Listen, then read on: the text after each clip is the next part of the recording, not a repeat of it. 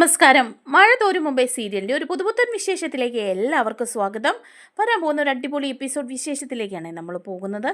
അങ്ങനെ അലീന സ്റ്റാൻലിയുമായിട്ട് ഒരു ശീതസമരത്തിൽ തന്നെയാണ് കേട്ടോ. എന്തിനാണെന്ന് വെച്ചാൽ ജോലിക്കാരുടെ കെടുകാര്യസ്ഥത അവസാനിപ്പിക്കണം. അതിനു വേണ്ടിയിട്ട് പൗലോസിനെ അലീന ചോദ്യം ചെയ്തതിനെ സ്റ്റാൻലി കുറ്റപ്പെടുത്തുന്നുണ്ട്.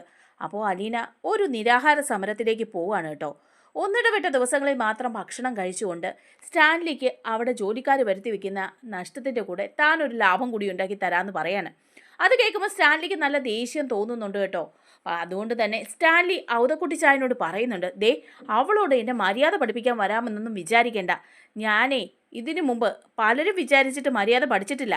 എൻ്റെ ഡിസിപ്ലിൻ ഞാൻ തന്നെയാണ് തീരുമാനിക്കുന്നത് എന്ന് പറയാണ്. അങ്ങനെ ഒരു സമരത്തിൻ്റെ മുറയ്ക്ക് പോവുകയാണ് ചെയ്യുന്നത്. അതിനൊക്കെ ശേഷം അലീന സ്റ്റാൻലിയെ വരച്ച വരയിൽ കൊണ്ടുവരുന്നുണ്ട് കേട്ടോ. അലീന പറയുന്നത് കേട്ട് അലീനയുടെ നിരാഹാര സമരം അവസാനിപ്പിച്ച് ഭക്ഷണമൊക്കെ വാരി കൊടുക്കുന്നുണ്ട് സ്റ്റാൻലി. അതോടൊപ്പം ജോലിക്കാരൻ പൗലോസിനെ നിലയ്ക്ക് നിർത്തുകയും ചെയ്യുന്നുണ്ട്. ആ ഒരു വിശേഷങ്ങളിലേക്കാണ് നമ്മൾ പോകുന്നത്. നമ്മുടെ വീഡിയോ ഇഷ്ടമായാലൊന്ന് ലൈക്ക് ചെയ്യണേ, ഹൈപ്പ് ചെയ്യണേ, ചാനൽ കൂടി ഒന്ന് സബ്സ്ക്രൈബ് ചെയ്ത് സപ്പോർട്ട് ചെയ്യണേ. അല്പനേരത്തെ മൗനത്തിന് ശേഷം ഔതക്കുട്ടിച്ചായൻ എഴുന്നേറ്റു. അയാൾ കസേരയിൽ സ്റ്റാൻലിക്ക് അഭിമുഖമായി വന്നിരുന്നു. തുടർന്നൊരു ഗ്ലാസ് എടുത്ത് സ്റ്റാൻലിയുടെ മുൻപിലേക്ക് വെച്ചു കൊടുത്തു. സ്റ്റാൻലി ഔതക്കുട്ടിച്ചായനെ തന്നെ സൂക്ഷിച്ചു നോക്കി. അപ്പോൾ ഔതക്കുട്ടിച്ചായൻ, ഒരെണ്ണം അങ്ങോട്ട് ഒഴിയടാ നീ. എന്താ വിചാരിക്കുന്നത്? എനിക്ക് ചിന്നമ്മയെ പേടിയാണെന്നോ? ഒരു തരിമ്പ് പോലുമില്ല. സ്റ്റാൻലി ഔതക്കുട്ടിച്ചായൻ്റെ ഗ്ലാസ്സിലേക്ക് വിസ്കി ഒഴിച്ചു. വെള്ളം ചേർക്കൽ ഔതക്കുട്ടിച്ചായൻ തന്നെ നടത്തി. സ്വതശുദ്ധമായ ശൈലിയിൽ ഒരൊറ്റ പിടുത്തത്തിന് ഗ്ലാസ് കാലിയാക്കുകയും ചെയ്തു. അപ്പോൾ സ്റ്റാൻലി ചോദിക്കുകയാണ്, അപ്പച്ചൻ എൻ്റെ അടുത്ത് സന്ധി സംഭാഷണത്തിന് വന്നതാണെങ്കിൽ കുഴപ്പമില്ല, പക്ഷേ ഇപ്പോഴേ പറഞ്ഞേക്കാം. അയ്യോടാ, നിന്റെ അടുത്ത് സന്ധി സംഭാഷണം നടത്തുവാൻ നീ പാകിസ്ഥാൻ പട്ടാള മേധാവിയാണോ? ഞാൻ ഇന്ത്യൻ പ്രധാനമന്ത്രിയാണോ? അല്ലല്ലോ. മാത്രവുമല്ല, നിന്നോട് ഞാൻ ഇതുവരെ യുദ്ധം പ്രഖ്യാപിച്ചിട്ടൊന്നുമില്ല. പക്ഷേ ഇവിടെ ഒരുത്തി യുദ്ധം പ്രഖ്യാപിച്ചിട്ടുണ്ടല്ലോ. അതിനിടപെടരുതെന്ന് മാത്രമേ ഞാൻ പറഞ്ഞുള്ളൂ. എനിക്ക് മധ്യസ്ഥരെ ഇഷ്ടമല്ല. എടാ, ഞാൻ അവൾക്ക് വേണ്ടി വക്കാലത്ത് പറയാൻ വന്നതാണെന്നാണോ നീ കരുതിയത്? ഏറ്റു പട്ടി വരും. ഈ കാര്യത്തിൽ ഞാൻ അവളുടെ ശത്രുവാണ്. പക്ഷെ ഒരു കാര്യം ഞാൻ ആദ്യം തന്നെ അങ്ങ് പറഞ്ഞേക്കാം, വാശിക്ക് നിന്നേക്കാൾ ഒട്ടും പിറകിലല്ല അവള്. നിന്റെ അല്ലേ മോള്. പിന്നെ എങ്ങനെ ശരിയാകാനാ? അപ്പച്ചൻ അവളോടൊന്ന് പറഞ്ഞേക്ക്, വെറുതെ പട്ടിണി കിടന്ന് ആരോഗ്യം കളയണ്ട എന്ന്. ലാലിച്ച, നിന്നോട് ഞാൻ അന്നേ പറഞ്ഞതല്ലേ അവളെ ഇങ്ങോട്ട് കൂട്ടിക്കൊണ്ടു വരണ്ടാന്ന്. ഇത്തരത്തിലുള്ള പല പ്രശ്നങ്ങളും ഇവിടെ ഉണ്ടാകുമെന്ന് നീ അപ്പോൾ ഓർക്കണമായിരുന്നു. വരും വരായികളെക്കുറിച്ച് നീ നല്ലതുപോലെ ആലോചിച്ചില്ല. ഇനിയിപ്പോൾ ഒറ്റ വഴി മാത്രമേ ഉള്ളൂ. എന്ത് വഴി? അവളെ തിരിച്ചു കൊണ്ടുപോയി വിടുക. അവളുടെ അമ്മയുടെ വീട്ടുകാർ തന്നെ അവളെ നോക്കട്ടെ. അവർക്കല്ലേ നമ്മളെക്കാൾ ഉത്തരവാദിത്വം. ഇത്രയും പറഞ്ഞിട്ട് ഔതക്കുട്ടിച്ചായൻ ഇടം കണ്ടെത്തി സ്റ്റാൻലി ഒന്ന് നോക്കി. ഉടൻ തന്നെ സ്റ്റാൻലി അസന്നിഗ്ധമായി പറഞ്ഞു, അങ്ങനെ ആരുടെയും ഔദാര്യത്തിന് പങ്കുപറ്റേണ്ട ആവശ്യമൊന്നും എൻ്റെ മോൾക്കില്ല. അല്ല, അവർക്കും ഒരവകാശം ഉണ്ടല്ലോടാ ലാലിച്ച. എന്തോന്ന് അവകാശമുണ്ടെന്ന്? കൈക്കൊഞ്ഞായിരുന്ന സമയത്ത് അവർ ഉപേക്ഷിച്ചത് കൊണ്ടാണല്ലോ എൻ്റെ മോൾക്ക് 23 വർഷക്കാലം ഓർഫനേജിൽ കഴിയേണ്ടി വന്നത്. അത് ഓർത്താൽ എനിക്ക് അവരോടുള്ള വൈരാഗ്യം ഈ ജന്മത്ത് തീരില്ല. ബ്ലഡി ക്രൗണ്ടൽസ്. പക്ഷേ ലാലിച്ച, ഇപ്പോൾ അവരാണ് നിന്റെ മോളെ നിന്റെ കയ്യിലേക്ക് ഏൽപ്പിച്ചു തന്നത്. ഏയ്, അവരാണെന്നോ? അവരല്ല, ബാലചന്ദ്ര മേനോൻ. അയാൾ ഒരു മാന്യനായ മനുഷ്യനായതുകൊണ്ട് എൻ്റെ മോളെ എനിക്ക് തിരികെ കിട്ടി. എൻ്റെ മോളുടെ മേലെ എനിക്ക് മാത്രമേ അവകാശമുള്ളൂ. അത് തെളിയിക്കുവാനും എനിക്ക് പറ്റും. എന്ന് വെച്ച് അവൾ എന്ത് തോന്നിയാസം കാണിച്ചാലും നമ്മളത് സഹിക്കണോ? ലാലിച്ചൻ സംരക്ഷിക്കാനുള്ള അവകാശം നിനക്കുണ്ടെങ്കിലേ ശാസിക്കാനും ശിക്ഷിക്കാനുള്ള അവകാശവും നിനക്ക് തന്നെയുണ്ട്. അതൊക്കെ ശരിയാണ്. എന്നാലേ നീ അവളോട് പറ, അവളുടെ ഉപവാസം നിർത്തിയേക്കാൻ. ഇവിടെ ഈ വക തോന്നിയാസം ഒന്നും നടപ്പില്ലെന്ന് മുഖത്ത് നോക്കി അങ്ങോട്ട് പറയണം. പക്ഷേ അപ്പച്ച, നമ്മൾ കൂടുതൽ നിയന്ത്രിക്കാൻ ശ്രമിച്ചാൽ അവൾ ഇവിടുന്ന് പോയി കളഞ്ഞാലോ? അവൾക്ക് ഇവിടെ ഒരു ആത്മബന്ധമൊന്നും ഇല്ലല്ലോ. കണ്ടുമുട്ടിയിട്ട് തന്നെ കുറച്ച് ദിവസങ്ങളല്ലേ ആയുള്ളൂ. അങ്ങനെ തുമ്മിയാൽ തുറയ്ക്കുന്ന മൂക്കാണെങ്കിൽ തെറിച്ച് പോട്ടേന്ന് വെക്കണം. നിനക്ക് അവളോടും അത്ര ആത്മബന്ധമൊന്നും ഇല്ലല്ലോ. ഉണ്ടോ? ഇങ്ങോട്ടുള്ളത് പോലൊക്കെ തന്നെ അങ്ങോട്ട് മതിയടാ അപ്പച്ച. രണ്ടും തമ്മിൽ കുറച്ച് വ്യത്യാസമുണ്ട്. മക്കൾക്ക് അപ്പനോട് സ്നേഹം ഉണ്ടാകണമെങ്കിൽ അപ്പൻ മക്കളെ സ്നേഹിക്കണം. എന്നാൽ മക്കൾ അപ്പനെ സ്നേഹിച്ചില്ലെങ്കിലും അപ്പന് മക്കളോട് സ്നേഹം ഉണ്ടാവും. പക്ഷേ ലാലിച്ച, നീ ഇത് വിട്ടുകൊടുക്കരുത്. അങ്ങനെ പിടിവാശി അത് കൊള്ളില്ലല്ലോ ആർക്കും, പ്രത്യേകിച്ച് പെൺപിള്ളാർക്ക്. അല്ല, അപ്പച്ചൻ വാസ്തവത്തിൽ എന്നെ കാണാനാണോ ഇങ്ങോട്ട് എഴുന്നള്ളിയത്? ഇന്നലെ ഇവിടുന്ന് അങ്ങോട്ട് പോയതല്ലേ ഉള്ളൂ. ഇന്നിപ്പോൾ ഇങ്ങോട്ട് വരാൻ എന്താ പ്രത്യേകിച്ച് കാരണം? ചിന്നമ്മയോട് കൂട്ടുകൂടാൻ വേണ്ടിയല്ലേ? പിന്നെ എന്തിനാ അപ്പച്ച ഈ അഭിനയം? എടാ, ഞാൻ ഇങ്ങോട്ട് വന്നത് നിനക്കൊരു പിന്തുണയ്ക്ക് വേണ്ടിയാ. അതറിയാമോ നിനക്ക്? നീ വെറുതെ എഴുതാപ്പുറം വായിക്കില്ലേ ലാലിച്ച? അത് കൊള്ളാം. എനിക്കെന്തിനാ അപ്പച്ച പിന്തുണ? ലാലിച്ച, എല്ലാവരും എല്ലാം അറിഞ്ഞ് റീത്താമ്മ അഞ്ജലി ചെന്നിട്ട് അവളുടെ കുടുംബക്കാരെ എല്ലാം വിളിച്ചുകൂട്ടി അലീനയുടെ കാര്യം ചർച്ച ചെയ്തു. ഇവിടെ ആറ്റം ബോംബ് ഇടുവാൻ പോലും അവർക്ക് ആലോചനയുണ്ട്. അതുകൂടാതെ അവർ നമ്മുടെ കൂട്ടരോടെല്ലാം വിളിച്ച് ഈ വിവരം പറയുകയും ചെയ്തു. ആൽബിയും റോബിയും കൂടി എന്നെ തിന്നാൻ വരികയാ. ഞാൻ നിനക്ക് വേണ്ടത്ര വളം വെച്ചു തന്നു അത്രേ. ഔസേപ്പച്ചൻ അവിടെ ഇല്ലായിരുന്നത് കൊണ്ട് അവൻ്റെ അട്ടഹാസം മാത്രം കേൾക്കേണ്ടി വന്നില്ല. എന്തിനാ അവന്മാർ അപ്പച്ചൻ്റെ മേൽ കുതിര കയറാൻ വരുന്നത്? അവരോട് ഇങ്ങോട്ട് വരാൻ പറയാൻ മേലായിരുന്നോ? എന്നോട് ചോദിക്കട്ടെ, ഞാൻ മറുപടി പറയാം. ഞാനത് അവന്മാരോട് പറഞ്ഞു. വീട്ടിൽ അവന്മാർ വലിയ പുലിയാ, പക്ഷേ തിണ്ടമിടുക്ക് കാണിക്കാനല്ലാതെ വേറെ എന്തിനാ അവന്മാരെ കൊള്ളാവോ? ആ, അത് പോട്ടെ, അപ്പച്ചൻ വന്നത് എന്തിനാണെന്ന് പറഞ്ഞില്ലല്ലോ. ഞാൻ വീണ്ടും ചോദിക്കുകയാണ്. അതല്ലടാ പറഞ്ഞു വരുന്നത്, എല്ലാവരും കൂടി ഇങ്ങോട്ട് ഇരച്ചു കയറി വന്നാൽ നീ ഇവിടെ ഒറ്റയ്ക്കല്ലേ ഉള്ളൂ. നിനക്കൊരു പിൻബലം വേണ്ടേ? വേണ്ടേ? എനിക്കാരുടെയും പിൻബലം ആവശ്യമില്ല. ഔതക്കുട്ടി ചായൻ അത് കേട്ടുകൊണ്ട് എഴുന്നേറ്റ് 2 ചുവട് നടന്നിട്ട് അയാൾ തിരിഞ്ഞു നിന്നുകൊണ്ട് വീണ്ടും ചോദിക്കുകയാണ്, അവളോട് ഞാൻ എന്താണ് പറയേണ്ടത്? എന്തോന്നും പറയാൻ അപ്പച്ചൻ ഒന്നും പറയണ്ട. വെറുതെ ഇടങ്കോലിടാതിരുന്നാൽ മാത്രം മതി. അവിടുത്തെ കുട്ടിച്ചായൻ ഒന്നും മിണ്ടാതെ ആ മുറിയിൽ നിന്നും ഇറങ്ങിപ്പോയി. തുടർന്ന് അയാൾ അലീനയെ സമീപിച്ചു. എന്നിട്ട് പറയുകയാണ്, രക്ഷയില്ല മോളെ. എന്തു പറ്റി? കേണൽ സാബ് അമ്പിനും വില്ലിനും അടുക്കുന്നില്ല. എന്നോട് ഭയങ്കര ദേഷ്യ. ഞാൻ അവനെ എരികേറ്റി നോക്കി. നിന്നെപ്പോലെ ഒരു അഹങ്കാരി പെണ്ണിനെ ഇവിടെ വെച്ചുകൊണ്ടിരിക്കുന്നത് ഇരിക്കരുത്. എന്നിട്ടും അവൻ പിടി തരുന്നില്ല. ഞാൻ നിന്റെ കക്ഷിയാണെന്ന് അവന് മനസ്സിലായല്ലോ. അങ്ങനെയുള്ളപ്പോൾ പിന്നെ എൻ്റെ കളി എന്തെങ്കിലും അവൻ്റെ മുമ്പിൽ നടക്കുമോ? അപ്പോൾ എന്നെ ഇവിടുന്ന് പറഞ്ഞയക്കുമോ? ഏയ്, അതെന്തായാലും ഇല്ല. പക്ഷേ ഈ ഉപവാസം അത് തുടരണം മോളെ. ശരീരത്തിന് കേടല്ലേ? എൻ്റെ ശരീരം അല്പം കേടായാലും കുഴപ്പമില്ല വലിയപ്പച്ച. ഒരാളുടെ മനസ്സിൻ്റെ കേട് നീക്കാൻ വേണ്ടിയല്ലേ. ഇതൊന്നും അവൻ കേൾക്കരുത്. വെറുതെ അവൻ ചീത്ത പറയും. അപ്പച്ച, ഒരു കാര്യം എനിക്ക് ഉറപ്പായി. പപ്പയും പപ്പയുടെ കുടുംബാംഗങ്ങളും തമ്മിൽ എന്തൊക്കെയോ പ്രശ്നങ്ങളുണ്ട്. വലിയപ്പച്ചൻ അതേക്കുറിച്ച് വലുതും അറിയുമോ? എനിക്കൊന്നും അറിയത്തില്ല. അല്ല വലിയപ്പച്ച, പപ്പയുടെ ഭാര്യ എന്താ ഇങ്ങോട്ട് വരാത്തെ? അവൾ ഭയങ്കര ഭക്തിക്കാരിയാ. എപ്പോഴും ധ്യാനവും പ്രാർത്ഥനയും ഒക്കെ ആയിട്ട് അങ്ങ് നടപ്പാ. ഈ ആഴ്ച തിരുവല്ലയിലാണെങ്കിൽ അടുത്ത ആഴ്ച ഭരണങ്ങാനത്താ. അതിൻ്റെ അടുത്ത ആഴ്ച. അപ്പോൾ കുട്ടികളുടെ കാര്യം ആര് നോക്കും? അതിന് റീത്താമ്മ ഉണ്ടല്ലോ. അല്ല, അവർക്ക് വേറെ പണിയൊന്നുമില്ലേ? അവർ 2 കൂട്ടരും അടുത്തടുത്താ താമസിക്കുന്നത്. ഒരൊറ്റ വളപ്പില്ല 2 വീടും. 2നും കൂടി ഒരു മതിലും ഗേറ്റും മാത്രം. ഓ, അത് ശരി. അല്ല, പപ്പയുടെ വൈഫിൻ്റെ പേരെന്താണ്? എൽസമ്മ. അവരെന്തിനാ വലിയപ്പച്ച അവിടെ പോയി താമസിക്കുന്നേ? ഇവിടെ അല്ലായിരുന്നോ താമസിക്കേണ്ടത്? ആ റീതാമ്മയുടെ അടുത്ത് തന്നെ താമസിക്കണമെന്ന് എൽസമ്മയ്ക്ക് വലിയ നിർബന്ധമായിരുന്നു. അങ്ങനെ അവൾ അവിടെ താമസം തുടങ്ങിയത്. ലാലിച്ചൻ അക്കാലത്ത് മിലിറ്ററിയിലാ. എൽസമ്മയുടെ കുടുംബക്കാരെല്ലാം അഞ്ജലി തന്നെയാ താമസം.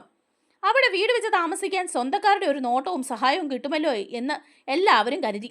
പിന്നെ കുട്ടികൾക്ക് പഠിക്കാനുള്ള സൗകര്യവും കൂടെ നോക്കി. വലിയപ്പച്ച, ഈ മിലിറ്ററിയിലായിരുന്നപ്പോൾ പപ്പയ്ക്ക് ക്വാർട്ടേഴ്സ് കിട്ടില്ലായിരുന്നോ കുടുംബസമേതം താമസിക്കാൻ? ആദ്യകാലത്ത് അവൻ എൽസമ്മയും കൊണ്ട് പോയതാ. മൂത്തവൾ സ്കൂളിൽ പോകാറായപ്പോൾ അവൾ ഇങ്ങ് പോന്നു. ഇവിടെ പഠിക്കാൻ സൗകര്യം എന്നും പറഞ്ഞ് അതുമാത്രമാണോ കാര്യം? ആർക്കറിയാം. ലാലിച്ചനും എൽസമ്മയും തമ്മിൽ സ്വരച്ചേർച്ച ഇല്ലായിരുന്നു എന്നാ എനിക്ക് തോന്നിയിട്ടുള്ളത്. എൽസമ്മയ്ക്ക് റീത്താമ്മ പറയുന്നതായിരുന്നു വേദവാക്യം. അത് ശരി, അവരുടെ സ്വഭാവം ഇങ്ങനെ പപ്പയുമായി വഴക്കിട്ടുമായിരുന്നോ? എപ്പോഴും. വഴക്കൊന്നുമില്ല. എന്നാലും അവളുടെ വീട്ടുകാരുടെ സഹായവും പിന്തുണയും മതി അവൾക്ക്. അവളുടെ പരാതിയും പരിഭവവും എല്ലാം സ്വന്തം വീട്ടുകാരോടാണ് പറയുന്നത്. അവർക്കാണെങ്കിൽ ലാലിച്ചനെ തീരെ പിടുത്തമില്ല. മക്കളെല്ലാം എൽസമ്മയുടെ കൂടെ അല്ലായിരുന്നോ? അതുകൊണ്ട് അവരും സ്വന്തം അപ്പനേക്കാൾ വലുത് എൽസമ്മയുടെ വീട്ടുകാരാ. അത് അങ്ങനെ ആയിപ്പോയി. പറഞ്ഞിട്ട് കാര്യമില്ല. ഈ റീത്താമ്മ ചേച്ചിക്ക് ഭർത്താവും മക്കളും ഒന്നുമില്ലേ? റീത്താമ്മയുടെ ഭർത്താവ് മരിച്ചുപോയി. മക്കളൊക്കെ ഉണ്ട്. പപ്പ എന്തുകൊണ്ടാ അഞ്ചലിലെ വീട്ടിൽ പോയി താമസിക്കാത്തത്? അവൻ ഈ തോട്ടമൊക്കെ നോക്കട്ടെ മോളെ. മാത്രമല്ല, അവൻ എൽസമ്മയുടെ വീട്ടുകാരുമായിട്ട് ഒട്ടും പൊരുത്തപ്പെട്ട് പോകാൻ പറ്റത്തില്ല. അങ്ങനെയാണെങ്കിൽ പപ്പ എന്തുകൊണ്ടാണ് ഭാര്യയും മക്കളെ ഇവിടെ കൊണ്ട് വന്ന് താമസിപ്പിക്കാത്തത്? കുട്ടികൾ ഇവിടുന്ന് അഞ്ചലോ പുന്നലൂരിലോ പോയി പഠിക്കാവുന്നതല്ലേ ഉള്ളൂ. അല്ലെങ്കിൽ ബോർഡിങ്ങിലോ മറ്റോ താമസിപ്പിച്ച് പഠിപ്പിച്ചുകൂടെ? അത് പിന്നെ ഞാൻ മുമ്പേ പറഞ്ഞില്ലേ, ഇവിടെ വന്ന് താമസിക്കാൻ എൽസമ്മയ്ക്കും കുട്ടികൾക്കും ഒട്ടും താല്പര്യമില്ല. അവർക്ക് പുളിക്കൽ തറവാട്ടുകാരോടാണ് കൂറ്. ലാലിച്ചൻ അത് ഒട്ടും വകവെച്ച് കൊടുക്കത്തുമില്ല. പക്ഷെ പപ്പ പറഞ്ഞാൽ അവരനുസരിക്കില്ലേ? അങ്ങനെ അനുസരിപ്പിച്ചിട്ട് എന്താ മോളെ കാര്യം? ഉള്ളുകൊണ്ട് ഒരടുപ്പം വേണ്ടേ? അതില്ലല്ലോ. അവർക്ക് സ്വന്തം വീട്ടുകാരോടൊപ്പം താമസിക്കുന്നതാണ് ഇഷ്ടമെങ്കിൽ അങ്ങനെ ആയിക്കോട്ടെ എന്ന് അവൻ കരുതി. ആ ബന്ധമൊക്കെ അങ്ങനെ തണുത്തങ്ങ് മരവിച്ചു പോയി. ഇനി അതൊന്നും പറഞ്ഞിട്ട് ഒരു കാര്യവുമില്ല. അപ്പോൾ പപ്പായ്ക്ക് ഈ സ്വന്തം മക്കളോട് സ്നേഹമൊന്നുമില്ലേ? അവൻ്റെ സ്വഭാവം നിനക്ക് അറിയില്ലേ മോളെ? ഇങ്ങനെയാ അവൻ സ്നേഹിക്കുന്നത്. വേണ്ടതൊക്കെ എത്തിച്ചു കൊടുക്കും, പഠിപ്പിക്കും, അത്യാവശ്യമുള്ള പൈസയും കൊടുക്കും. അവൻ എന്ത് ചെലവാക്കുന്നു എന്ന് പോലും അവൻ അന്വേഷിക്കാറില്ല. ഇങ്ങോട്ടുണ്ടെങ്കിലല്ലേ അങ്ങോട്ടുള്ളൂ. എൽസമ്മയും റീതാമ്മയും അവരുടെ ചർച്ചക്കാരെ എല്ലാം ചേർത്ത് കുട്ടികളെ ആശ്വസിപ്പിക്കുന്നത് ലാലിച്ചൻ ഒരു ദുഷ്ടനും ക്രൂരനും സ്നേഹമില്ലാത്തവനും ഒക്കെയാണെന്നാണ്. ഇനി അതൊന്നും ആര് നോക്കിയാലും തിരുത്താനും പറ്റില്ല. ആ കുട്ടികൾ എങ്ങനെയുണ്ട് വലിയപ്പച്ച? മിടുക്കന്മാരാണോ? നന്നായിട്ട് പഠിക്കുമോ? ഉണ്ടായിരിക്കും. ഞാൻ പറഞ്ഞില്ലേ മോളെ, അമ്മയുടെ വീട്ടുകാരാണ് ആ കൂറ്. മൂത്തവൾ കോളേജിലാ, രണ്ടാമത്തവൾ സ്കൂളിലും. അവൾക്ക് എന്തോ കുഴപ്പമുണ്ട്. എന്തു കുഴപ്പം? എന്തോ മാനസികമായി പഠിക്കാനൊക്കെ പൊറോട്ട. ചിലപ്പോൾ ആരോടും ഒന്നും മിണ്ടത്തില്ല. ചില സമയത്ത് ചിരിയും കളിയും കൂടുതലാ. അതിനെന്തോ ചികിത്സയൊക്കെ റീത്താമ്മ ചെയ്യുന്നുണ്ടെന്നാ കേട്ടത്. പിന്നെയുള്ളത് ഒരു മോനാ, അവനും പഠിക്കുക. ഈ രണ്ടാമത്തെ കുട്ടിയുടെ പേരെന്താ വലിയപ്പച്ച? അത് ടെൽസ. പപ്പയ്ക്ക് ആ കുട്ടിയെ ചികിത്സിപ്പിക്കുന്നതിനൊന്നും താല്പര്യമില്ലേ? സ്വന്തം മോളല്ലേ എന്നെ പോലെ? ഉള്ളത് പറയാലോ മോളെ, ഭാര്യയും മക്കളും എല്ലാം അവൻ്റെ പിടിവിട്ടു പോയി. വടംവലി നടത്താനൊന്നും അവന് താല്പര്യമില്ല. പിടിച്ചാൽ കിട്ടുന്നില്ലെങ്കിൽ അങ്ങ് വിട്ടേക്കും, അത്ര തന്നെ. ഭാര്യയും മക്കളും വേണോ അതോ മനസ്സമാധാനം വേണോ? ഈ അവസ്ഥ വന്നപ്പോൾ അവൻ രണ്ടാമത്തത് തിരഞ്ഞെടുത്തു. മനുഷ്യന് മനസ്സമാധാനം അല്ലേ മോളെ ഏറ്റവും വലുത്? അല്ല, എന്നാലും മറുവശത്ത് സ്വന്തം മക്കളല്ലേ വലിയപ്പച്ച? മോളെ, മക്കളായാലും മരങ്ങളായാലും ഒരു വശത്തോട്ട് ചാഞ്ഞു വളർന്നു പോയാൽ പിന്നെ പിടിച്ച് നേരെയാക്കാൻ വലിയ ബുദ്ധിമുട്ടാ. അതും ശരിയാ. അല്ല, ഇങ്ങനെ രണ്ട് സ്ഥലത്തായിട്ട് ഇവർ ജീവിക്കാൻ തുടങ്ങിയിട്ട് എത്ര കാലമായി? ലാലിച്ചൻ മിലിറ്ററിയിൽ നിന്ന് പോകുന്നതിൽ പിന്നെ ഇവിടെ തന്നെയാണ് താമസം. ഇവിടെ ഇങ്ങനെ ഒറ്റയ്ക്ക് താമസിക്കുമ്പോൾ പപ്പായ്ക്ക് മനസ്സമാധാനം കിട്ടുന്നുണ്ടോ? ഉണ്ടായിരിക്കും. അവൻ നോക്കുമ്പോൾ തമ്മിൽ ഭേദം ഇത് തന്നെയായിരിക്കും. ഇങ്ങനെയാണോ വലിയപ്പച്ച ഒരാൾ ജീവിക്കേണ്ടത്? എപ്പോഴും കള്ളും കുടിച്ചും ചുരുട്ട് വലിച്ചും കുറെ പട്ടികളെ താലോലിച്ചും. ആ മോളെ, അവൻ പറയുന്നത് അവറ്റകൾ തിരിഞ്ഞു നിന്ന് കുരയ്ക്കുകയും കടിക്കുകയും ചെയ്യത്തില്ലെന്നാ. ഒരു കണക്കിന് അത് ശരിയല്ലേ? ഷോ, അല്ല, നിങ്ങളെല്ലാവരും കൂടെ നോക്കിയാൽ ഇതൊന്നും പരിഹരിക്കാൻ പറ്റില്ലായിരുന്നോ? വലിയപ്പച്ചൻ ഇത്രയും കാര്യവിവരമുള്ള ഒരാളാണല്ലേ? ആ, അതിനെക്കുറിച്ചൊന്നും ഇനി പറഞ്ഞിട്ട് യാതൊരു കാര്യവുമില്ല. ലാലിച്ചൻ്റെ ഒരു കാര്യത്തിലും ഇടപെടരുത് എന്നാണ് അവൻ്റെ കൽപ്പന. ആരെങ്കിലും ഉപദേശിക്കാൻ ചെല്ലുന്ന അവന് ഇഷ്ടമല്ല. ഈ റീത്താമ്മ ആണെങ്കിൽ അവനെ കണ്ണെടുത്താൽ കണ്ടുകൂടാ. എൻ്റെ വലിയപ്പച്ച, സത്യം പറയാലോ, എനിക്കും അവരെ ഇഷ്ടപ്പെട്ടില്ല. അല്ല, ഞാൻ ചിന്തിക്കുക, അവരെന്തിനാ ഈ പപ്പയുടെ ഭാര്യയെ പിടിച്ചു വെച്ചിരിക്കുന്നത്? അനുജത്തിയും ഭർത്താവും തമ്മിൽ എന്തൊക്കെ പ്രശ്നം ഉണ്ടായാലും ശരി, അവരെ വേർപിരിക്കാൻ കൂട്ടുനിൽക്കുകയാണോ ആ സ്ത്രീ ചെയ്യേണ്ടത്? അവരെന്തിനാ ഈ പപ്പയുടെയും ഭാര്യയുടെയും മക്കളുടെയും കാര്യത്തിലൊക്കെ തലയിടാൻ വരുന്നത്? എൻ്റെ മോളെ, അവർ നോക്കുമ്പോൾ ലാലിച്ചന് 100 കുറ്റങ്ങളാ. മദ്യപാനിയാണ്, പുകവലിക്കാരനാണ്, തന്നിഷ്ടക്കാരനാണ്, ഭാര്യയോടും മക്കളോടും സ്നേഹമില്ലാത്തവനാണ്. ഒരൊറ്റ നല്ല വാക്ക് പോലും ലാലിച്ചനെ പറ്റി അവരുടെ വായിൽ നിന്ന് വീണ് കേൾക്കില്ല. ഓ, അതൊക്കെ വെറുതെയാ. അങ്ങനെ സ്നേഹമില്ലാത്ത ആളാണെങ്കിൽ എന്നെ ഇവിടെ കൊണ്ടുവന്ന് താമസിപ്പിക്കുമോ? ആ, അതും അവൻ്റെ ദുഷ്ടതരമായിട്ടാണല്ലോ ഇപ്പം എല്ലാവരും കൂടി കരുതി വെച്ചിരിക്കുന്നത്. ഈ മനുഷ്യരല്ലേ എന്തിനാ ദൈവമേ ഇങ്ങനെയൊക്കെ ചിന്തിക്കുന്നത്? ഞാനൊന്നൊരു മനുഷ്യജീവി ഉണ്ടായിപ്പോയില്ലേ, അതും 24 വർഷം മുമ്പ്. അതിനുശേഷം എന്തെല്ലാം മാറ്റങ്ങൾ ലോകത്തുണ്ടായി. ഞാനൊരു പ്രതിമയാണെങ്കിൽ തല്ലി പൊളിച്ച് കളയാം. ബ്ലാക്ക് ബോർഡിൽ വരച്ച ഒരു പടമായിരുന്നുവെങ്കിൽ ഡസ്റ്റർ ഉപയോഗിച്ച് മായ്ച്ചങ്ങ് കളയാമായിരുന്നു. പക്ഷേ ഇത് അങ്ങനെയൊന്നും അല്ലല്ലോ. എന്നെ അങ്ങ് കൊന്നു കളഞ്ഞാലും 24 വർഷം മുമ്പ് ഞാൻ ജനിക്കുവാൻ കാരണമായ സംഭവങ്ങൾ ഇല്ലാതെയാക്കുവാൻ പറ്റുമോ? പിന്നെ എന്തിനാ ഈ വെറുപ്പും വൈരാഗ്യമൊക്കെ വെച്ചുകൊണ്ടിരിക്കുന്നത്? ഇത് പറയുമ്പോൾ അലീന വികാരാധീനിയായി. എൻ്റെ പപ്പയുടെ മക്കളെ പ്രസവിച്ച ആ സ്ത്രീ എന്നെ ഒന്ന് മോളെ എന്ന് മാത്രം വിളിച്ചാൽ മതി. ആ മടിയിൽ ചെന്ന് വീഴുമല്ലോ. ഒറ്റ നിമിഷം കൊണ്ട് എല്ലാ വെറുപ്പും ദേഷ്യവും ഒക്കെ അലിഞ്ഞു പോകുമല്ലോ. എൻ്റെ കുഞ്ഞെ, അതിനൊന്നുമുള്ള മനസ്സ് ആർക്കുമില്ല. ഈ പറയുന്ന എനിക്ക് പോലുമില്ല. ഓരോ മനുഷ്യൻ്റെ ഉള്ളിൽ പല മനുഷ്യരാണ്. ചെകുത്താനുണ്ട്, മാലാകമാരുണ്ട്, പണക്കൊതിയന്മാരുണ്ട്, പെൺകൊതിയന്മാരുണ്ട്, അഹങ്കാരിയുണ്ട്, തന്നിഷ്ടക്കാരനുണ്ട്, നീചനുണ്ട്, ക്രൂരനുണ്ട്, കൊലപാതകിയുമുണ്ട്. ഇത് എന്തിനാണോ തീറ്റയും വെള്ളവും കൂടുതൽ കൊടുക്കുന്നത് അതങ്ങ് വളർന്ന് പന്തലിക്കും. ബാക്കിയുള്ളതൊക്കെ ഗ്രഹണി പിടിച്ചതുപോലെ മുരടിച്ചു പോകും. അപ്പോൾ വീണ്ടും അലീന പറയുകയാണ്, ഞാൻ എന്തായാലും എൻ്റെ സമരം നിർത്താനൊന്നും ഉദ്ദേശിക്കുന്നില്ല. ഇതൊരു അടുക്കള ഭരണത്തിന് വേണ്ടി മാത്രമല്ല. പപ്പ ഇങ്ങനെ ചിതൽപുറ്റ് പോലെ ഇരിക്കുകയല്ലേ. ആരോടും അടുക്കുകയുമില്ല, ആരെയും അടുപ്പിക്കുകയുമില്ല. ഒരരികിൽ നിന്ന് മണ്ണൊക്കെ തട്ടിക്കളഞ്ഞ് പപ്പയുടെ തനി സ്വരൂപം അതൊന്ന് പുറത്തെടുക്കണ്ടേ? എവിടെയെങ്കിലും ഒരു കുഞ്ഞു വാതിൽ തുറന്നു കിട്ടിയാൽ മതി, ഞാൻ അതുവഴി അകത്ത് കയറും. എൻ്റെ മോളെ, നീ വിചാരിക്കുന്ന പോലെ അതത്ര എളുപ്പമല്ല. എനിക്കറിയാം അതത്ര എളുപ്പമല്ല എന്ന്. എന്നാലും ശ്രമിച്ചു നോക്കാലോ. എല്ലാവരും കൂടി ഒന്നിച്ചു നിന്നാൽ എന്ത് സന്തോഷമാ വലിയപ്പച്ച. ഇവിടെ ഇപ്പോൾ എന്താ സംഭവിച്ചുകൊണ്ടിരിക്കുന്നേ? മക്കൾക്ക് അപ്പൻ്റെ വില അറിയില്ല, അപ്പന് മക്കളുടെ വില അറിയില്ല, ഭാര്യയ്ക്ക് ഭർത്താവിൻ്റെ വില അറിയില്ല. ഇതൊക്കെ കൺമുന്നിൽ ഉള്ളതുകൊണ്ടാണ് ഇതിൻ്റെയൊന്നും വില അറിയാത്തത്. ഇതൊന്നും ഇല്ലായിരുന്നവളാണ് ഞാൻ. അതുകൊണ്ട് തന്നെ എനിക്ക് ഇതിൻ്റെയൊക്കെ വില നന്നായിട്ടറിയാം. ഇത്രയും പറഞ്ഞിട്ട് അലീന 2 നിമിഷം എന്തോ ഓർത്തു നിന്നു. തുടർന്ന് അവൾ പെട്ടെന്ന് കൈവെള്ളയിൽ നെറ്റി താങ്ങി തലകുനിച്ചിരുന്നു. അവതക്കുട്ടിച്ചായം താങ്ങാനാവാതെ ഹൃദയഭാരത്തോടെ എഴുന്നേറ്റു. അവളുടെ മുഖത്ത് നോക്കുവാനുള്ള കരുത്ത് അയാൾക്കില്ലായിരുന്നു. ഔതിക്കുട്ടിച്ചായൻ മുറിവിട്ട് ഇടനാഴിയിലേക്ക് ഇറങ്ങി. ചൂടുകൾ നിലത്തുറയ്ക്കുന്നില്ലെന്ന് അയാൾക്ക് തോന്നി. പെട്ടെന്ന് അയാൾ തൻ്റെ കൈ പൊക്കി ചുവരിൽ പിടിച്ചു. 2 വ്യാഴവട്ടക്കാലത്തിൻ്റെ അപ്പുറത്തു നിന്നും ഔതക്കുട്ടിച്ചായൻ തൻ്റെ വാക്കുകൾ വീണ്ടും കൊണ്ടുപോയി കൊല്ലുകയോ വളർത്തുകയോ ഉപേക്ഷിക്കുകയോ എന്തോന്ന് വെച്ചാൽ ചെയ്തോ, ഞങ്ങൾക്ക് വേണ്ട. പെട്ടെന്ന് അയാൾ ഒരു കിതപ്പോടെ ചുമരിലേക്ക് ചാരി നിന്നു. തുടർന്ന് കാണുന്ന കാഴ്ച, വാഷ് ബേസിനിൽ കൈ കഴുകി തുടച്ച് സ്റ്റാൻലി അത്താഴ മേശക്കരികിൽ ഇടം പിടിച്ചു. ഔതക്കുട്ടിച്ചായൻ കൈ കഴുകാതെ തന്നെ വന്നിരുന്നു. പൗലോസും ഭക്ഷണം കൊണ്ടുവച്ചപ്പോൾ ഔതക്കുട്ടിച്ചായൻ പറയുക, എനിക്ക് വേണ്ട.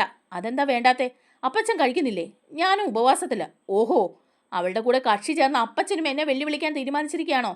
എടാ, നിന്നെ വെല്ലുവിളിക്കാൻ എൻ്റെ തലയ്ക്കകത്ത് എന്താ വട്ടുണ്ടോ? പിന്നെ അപ്പച്ചൻ ഉപവാസമാണെന്ന് പറഞ്ഞു. ഈ ഉപവാസം എന്നൊക്കെ പറഞ്ഞു കഴിഞ്ഞാൽ വെറും പുല്ലാണെന്ന് തെളിയിച്ചു കൊടുക്കണ്ടേ ലാലിച്ച? എന്നെ പോലെ ഇത്രയും പ്രായമാൻ ചെന്ന ഒരാൾക്ക് നിരാഹാരം ഇരിക്കാൻ പറ്റുമെങ്കിൽ അവളുടെ നിരാഹാരത്തിന് പിന്നെ എന്തുവാ വില? എവിടെയാ ഉള്ളത്? ഓ, അത് ശരി. അപ്പോ അലീന നിരാഹാരം ഇരിക്കുമ്പോൾ എല്ലാ അപ്പച്ചനും നിരാഹാരം ഇരിക്കുമോ? പുഷ്പം പോലെ ഇരിക്കും. നീ നോക്കിക്കൂ. എനിക്ക് അപ്പച്ചൻ്റെ തീരുമാനത്തിൽ സംശയമുണ്ട്. എടാ, സംശയിക്കേണ്ട യാതൊരു ആവശ്യവുമില്ല. ഉപവാസത്തിൻ്റെ സുഖം ഒരുത്തി മാത്രം അങ്ങ് അനുഭവിച്ചാൽ പോരല്ലോ. നമുക്കെന്താ കഴിക്കുമോ ഉപവസിച്ച? അത് കേട്ടുകൊണ്ട് അല്പം കടുത്ത ശബ്ദത്തിൽ സ്റ്റാൻലി പറയുകയാണ്, ആ നടക്കട്ടെ നടക്കട്ടെ, ഇതെവിടം വരെ പോകുമെന്ന് നമുക്കറിയാലോ.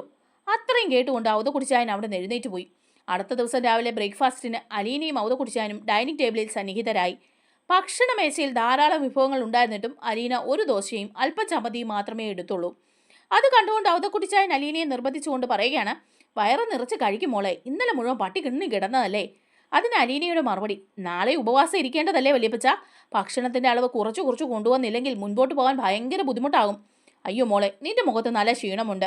ആദ്യ ദിവസം ആയതുകൊണ്ടാ. ഇത് ശീലമായി കഴിഞ്ഞാൽ പിന്നെ ക്ഷീണമൊക്കെ പമ്പ കിടക്കും. സ്റ്റാൻലി ആണെങ്കിൽ ഇതൊന്നും തന്നെ ബാധിക്കുന്ന പ്രശ്നമേ അല്ല എന്ന മട്ടിൽ ഇരുന്നുകൊണ്ട് ഭക്ഷണം കഴിക്കുകയാണ്. അടുത്ത ദിവസം വീണ്ടും അലീന ഉപവാസം അനുഷ്ഠിച്ചു. അവളോട് അനുഭവം പ്രകടിപ്പിച്ചുകൊണ്ട് ഉച്ചവരെ ഔതക്കുട്ടിച്ചായനും ഉപവസിച്ചു. ഉച്ചഭക്ഷണത്തിന് സ്റ്റാൻലിയോടൊപ്പം ഔതക്കുട്ടിച്ചായനും ഉണ്ടായിരുന്നു. സ്റ്റാൻലിയോട് ഔതക്കുട്ടിച്ചായൻ പറയുകയാണ്, ഉദ്ദേശിച്ചതുപോലെ അത്ര സുഖകരമൊന്നുമല്ല കേട്ടോ ലാലിച്ച ഈ ഉപവാസം എന്ന് പറയുന്നത്. വയർ കാഞ്ഞിട്ടാണെങ്കിൽ ഇരിക്കാനും കിടക്കാനും വയ്യ. അവൾ എങ്ങനെ പിടിച്ചു നിൽക്കുന്നോ ആവോ? സ്റ്റാൻലി മറുപടിയൊന്നും പറഞ്ഞില്ല. നീ അവളെ കൊണ്ടുപോയി തിരിച്ച് വിട്ടേക്ക് ലാലിച്ച. മര്യാദയ്ക്ക് വല്ല ഭക്ഷണവും കഴിച്ച് ജീവിക്കട്ടെ. 23 കൊല്ലം അനാഥാലയത്തിൽ പട്ടിണി കിടന്നിട്ട് ഇവിടെ വന്നപ്പോൾ അതിനേക്കാൾ പട്ടിണി. നമ്മൾ എന്തിനാ ഈ പാവം എല്ലാം കൂടി ചുമക്കുന്നത്? അത് കേട്ടുകൊണ്ട് അസ്വസ്ഥതയോടെ സ്റ്റാൻലി ചോദിക്കുകയാണ്, നമ്മൾ ആരെങ്കിലും നിർബന്ധിച്ചിട്ടാണോ അവൾ നിരാഹാരം കിടക്കാൻ? അവളുടെ സ്വഭാവം മനസ്സിലായില്ലേ ലാലിച്ച? നീയുമായിട്ട് ഒത്തുപോകാൻ അവൾക്ക് ബുദ്ധിമുട്ടാ. അല്ലെങ്കിൽ ഒരു കാര്യം ചെയ്യാം, ഞാൻ അവളെ അങ്ങ് പുനരൂരിലേക്ക് കൊണ്ടുപോയിക്കോളാം. വേണ്ട, അതിൻ്റെ ആവശ്യമൊന്നുമില്ല ലാലിച്ച. ഈ 3 ദിവസത്തിനിടയ്ക്ക് ഒരു ദിവസം മാത്രമേ അവൾ ഭക്ഷണം കഴിച്ചിട്ടുള്ളൂ എന്നുള്ളത് നീ ഓർക്കണം. മുഖത്തോട്ട് നോക്കിയാൽ അറിയാം അതിൻ്റെ വാട്ടം. കണ്ണെല്ലാം കുഴിഞ്ഞ് കവിള് മുട്ടി ആകെപ്പാടെ വിളർത്ത് 3 ദിവസം കൊണ്ടൊരു കൊച്ച് കോലം കെട്ടുപോയി. അപ്പോൾ സ്റ്റാൻലി, അപ്പച്ചൻ ഒരു കാര്യം ചെയ്യുക, ചോറുണ്ടിട്ട് വേഗം സ്ഥലം വിടാൻ നോക്ക്. അങ്ങ് പുനലൂർ ചെന്ന് കഴിഞ്ഞാലേ ഇഷ്ടം പോലെ പണി കാണും. അവിടുത്തെ കാര്യങ്ങളൊക്കെ തൽക്കാലം ഞാൻ നോക്കിക്കോളാം. പിന്നെ നിന്റെ ചോറ് തിന്നാൻ വേണ്ടിയല്ലേ ഞാൻ ഇങ്ങോട്ട് വന്നത്. ഒന്ന് പോടാവേ. ഇത് പറഞ്ഞിട്ട് ഔതുക്കുട്ടിച്ചായൻ പ്ലേറ്റ് തള്ളി നീക്കിയിട്ട് ചാടി അങ്ങ് എണീറ്റു. എന്നിട്ട് വീണ്ടും ചോദിക്കുകയാണ്, നീ എന്നാ വലിയ കേണലായത്? എടാ, എൻ്റെ മടിയിൽ കിടന്ന അപ്പിയിടുകയും മൂത്രം ഒഴിക്കുകയും ചെയ്തവനല്ലേ നീ? എന്നിട്ടാണോ വലിയ വാചകം അടിക്കാൻ വന്നിരിക്കുന്നു? ഡൈനിങ് റൂം വിട്ടിറങ്ങുന്നതിന് മുമ്പ് അയാൾ തിരിഞ്ഞു നിന്ന് ഒരു വാക്കുകൂടി പറഞ്ഞു, അതെ, ഈ നിമിഷം മുതൽ ഞാനും ചിന്നമ്മയും ഒറ്റ കേട്ടാ. ഞങ്ങളെ തോൽപ്പിക്കാമെങ്കിൽ നീ ഒന്ന് തോൽപ്പിക്ക്, കാണട്ടെ. വൈകുന്നേരം സ്റ്റാൻലി മദ്യപിച്ചുകൊണ്ട് മുറിക്കുള്ളിൽ ഇരിക്കുമ്പോൾ അലീന പ്രാവൻകൂടിൻ്റെ അരികിലേക്ക് പോകുന്നത് അയാൾ ജനലിലൂടെ കണ്ടു. അയാൾ എഴുന്നേറ്റ് ജനാലിലേക്ക് അരികെ ചെന്ന് നോക്കി. അവൾ പ്രാവുകൾക്ക് തീറ്റ കൊടുക്കുകയാണ്. നായ്ക്കളിൽ ചിലതൊക്കെ അവളുടെ പിറകെയുണ്ട്. ലോണിൽ അവൾ നായ്ക്കൾക്കൊപ്പം അല്പസമയം ചിലവഴിച്ചു. അവളുടെ ചലനങ്ങൾ പതിവ് പോലെ അല്ലെന്ന് അയാൾക്ക് മനസ്സിലായി. ആകെ ഒരു മന്ദത കാണാനുണ്ട്. ക്ഷീണിതയാണെന്ന് ഒറ്റ നോട്ടത്തിൽ അറിയാം. അലീന നീലൻ വരാന്തയിലേക്ക് വന്നിരുന്നു. തൂണിലേക്ക് ചാരി കാലും നീട്ടി തളർന്നുള്ള ഒരു ഇരിപ്പ്. രാത്രി അത്താഴത്തിന് മുമ്പ് സ്റ്റാൻലി അലീനയുടെ മുറിയിലേക്ക് ചെന്നു. അവളെ വിളിച്ചു. അലീന എഴുന്നേറ്റ് വന്ന് മൂടി പൊതിച്ച് കിടക്കുകയായിരുന്നു. അലീന പെട്ടെന്ന് ചാടി എഴുന്നേറ്റു. സ്റ്റാൻലി ഡൈനിങ് റൂമിലേക്ക് അപ്പോഴേക്കും പോയി. പിന്നാലെ അലീനയും അങ്ങോട്ടേക്ക്. സ്റ്റാൻലി കസേര ചൂണ്ടിക്കാട്ടി അലീന ഇരുന്നു. ഔതുക്കുട്ടിച്ചാനും ശബ്ദം കേട്ട് പെട്ടെന്ന് അവിടെ എത്തി. സ്റ്റാൻലി പൗലോസിനെ വിളിച്ചു. പൗലോസ് ഒരു കാസറോളുമായി ഊണുമേശയുടെ അരികിലേക്ക് വന്നു. പൗലോസേ, ഓ എന്താ സാബ്? ഈ ഇരിക്കുന്നത് എൻ്റെ മകളാണ്. ഇനി മുതൽ നീ ഇവൾ പറയുന്നത് പോലെ ചെയ്യണം. ഓരോ കാര്യങ്ങളും ചെയ്യാൻ. ഇന്ന് ഭക്ഷണം ഉണ്ടാക്കണ്ട എന്ന് ഇവൾ പറഞ്ഞാൽ ഉണ്ടാക്കണ്ട. ആദ്യം വെക്കണം എന്ന് പറഞ്ഞാൽ വെക്കണം. ഒരു കാര്യത്തിനും എൻ്റെ അടുത്ത് പരാതിയും പറഞ്ഞുകൊണ്ട് വരരുത്. അതായത് നിന്റെ മുൻപിൽ 2 വഴിയേ ഉള്ളൂ. ഒന്നുകിൽ എൻ്റെ മോള് പറയുന്നത് പോലെ ജോലി ചെയ്യുക, അല്ലെങ്കിൽ ഇട്ടിട്ട് പോവുക. എന്ത് വേണമെന്ന് നീ തീരുമാനിച്ചോ? പൗലോസ് മുഖത്തടിയേറ്റതുപോലെ നിന്നുപോയി. ഔതിക്കുട്ടിച്ചാൻ അത് നന്നായി ബോധിച്ചു. അപ്പോൾ സ്റ്റാൻലി വീണ്ടും പറയുകയാണ്, നിനക്ക് വല്ലതും പറയാനുണ്ടെങ്കിൽ പറയടാ പൗലോസേ. മുതലാളി, ഞാൻ ഇത്രയും നാൾ ഒരു കുഴപ്പവും കാണിക്കാതെ സമ്മതിച്ചു. നീ നന്നായിട്ട് ജോലി ചെയ്തു. ഇനി അങ്ങോട്ടുള്ള കാര്യമാണ് ഞാൻ പറഞ്ഞത്. അതിനെക്കുറിച്ച് എനിക്കൊന്ന് ആലോചിക്കണം. നാളെ രാവിലെ വരെ നിനക്ക് സമയമുണ്ട്. പോയിക്കോ. പൗലോസ് തിരികെ അടുക്കളയിലേക്ക് പോയി. സ്റ്റാൻലി അലീനയുടെ മുഖത്തേക്കൊന്ന് നോക്കി. എന്നിട്ട് ചോദിക്കുകയാണ്, തൃപ്തിയായില്ല നിനക്ക്? അലീനയുടെ മിഴികളിൽ നനവ് പടർന്നു. താങ്ക് യു പപ്പ. അപ്പോൾ സ്റ്റാൻലി ഒരു പ്ലേറ്റ് എടുത്ത് അവളുടെ മുൻപിലേക്ക് വെച്ചു. അതിലേക്ക് ചപ്പാത്തിയും ചോറും കറികളും കോരിയിട്ടു. എന്നിട്ട് പറയുകയാണ്, ഇനി നിനക്ക് നിന്റെ സമരം അവസാനിപ്പിക്കാം. അലീന എഴുന്നേറ്റ് സ്റ്റാൻലി ഇരിക്കുന്നിടത്തേക്ക് ചെന്നു. അയാളുടെ ഇടത് കൈത്തലം കയ്യിലെടുത്തുകൊണ്ട് പറഞ്ഞു, പപ്പ സോറി. അത് കണ്ടുകൊണ്ട് ഗൗരവം വിടാതെ നെറ്റിച്ചുളിച്ച് നോക്കിക്കൊണ്ട് സ്റ്റാൻലി ചോദിക്കുകയാണ്, എന്തിനാ ഇപ്പോൾ ഒരു സോറി? പപ്പയ്ക്കെതിരെ സമരം ചെയ്തതിന്. അത് ശരി, അപ്പോൾ സമരം തന്നെയായിരുന്നു അല്ലേ? Sorry papa, sorry. It's all right, പോയിരുന്ന് കഴിക്കാൻ നോക്ക്. അപ്പോൾ പിന്നെയും അലീന പറയുകയാണ്, പപ്പ എനിക്ക് എന്തെങ്കിലും എടുത്ത് തന്നിട്ട് വേണം ഉപവാസം അവസാനിപ്പിക്കാൻ. സ്റ്റാൻലി ഫോർക്ക് എടുത്ത് അത് ഉപയോഗിച്ച് ഓംലൈറ്റിൻ്റെ ഒരു പീസ് കോർത്തെടുത്ത് അവളുടെ നേർക്ക് നീട്ടി. അലീന ഫോർക്ക് പിടിച്ചു വാങ്ങി പ്ലേറ്റിൽ വെച്ചു. എന്നിട്ട് പറയുക, കൈകൊണ്ട് എടുത്തത് താ പപ്പ, ഒരപ്പൻ മകൾക്ക് ജീവിതത്തിൽ ആദ്യമായിട്ട് തരുന്നതല്ലേ. സ്റ്റാൻലിക്ക് അല്പം കുറച്ചിൽ തോന്നിയെങ്കിലും അയാൾ അനുസരിച്ചു. കൈകൊണ്ട് ഓംലേറ്റിൻ്റെ ഒരു കഷ്ണം എടുത്ത് അവളുടെ നേർക്ക് നീട്ടി. അലീന ആ കൈ പിടിച്ച് തൻ്റെ മുഖത്തിന് നേരെ കൊണ്ടുവന്നു. അയാളുടെ വിരലുകൾക്കിടയിൽ നിന്നും മെല്ലെ അത് കടിച്ചെടുത്തു. അതുപോലൊരു കഷ്ണം അവൾ കൈകൊണ്ടെടുത്ത് സ്റ്റാൻലിയുടെ വായ്ക്ക് നേരെ നീട്ടി. പപ്പയുടെ മോള് ആദ്യമായിട്ട് തരുന്നതല്ലേ. അയാൾ ഒരു കുഞ്ഞിനെ പോലെ വായി തുറന്നു. താൻ ചെറുതായി പോയി എന്ന് സ്റ്റാൻലിക്ക് തോന്നി. അലീനയെ അയാൾ ഇടത് കരം കവിളിലേക്ക് ചേർത്ത് കൈവെള്ളയിൽ മൃദുവായി ഉമ്മ വെച്ചു. എന്നിട്ട് പറയുകയാണ്, താങ്ക് യു പപ്പ. അത്രയും പറഞ്ഞപ്പോഴേക്കും അവളുടെ കണ്ണുകൾ നിറഞ്ഞൊഴുകുകയായിരുന്നു. ബാക്കി വിശേഷങ്ങളുമായി നമ്മൾ അടുത്ത വീഡിയോയിലൂടെ വരാം. നമ്മുടെ വീഡിയോ ഇഷ്ടമായ ലൈക്ക് ചെയ്യാനും ഹൈപ്പ് ചെയ്യാനും ആരും മറക്കല്ലേ. ചാനൽ കൂടി ഒന്ന് സബ്സ്ക്രൈബ് ചെയ്ത് സപ്പോർട്ട് ചെയ്യണേ. താങ്ക്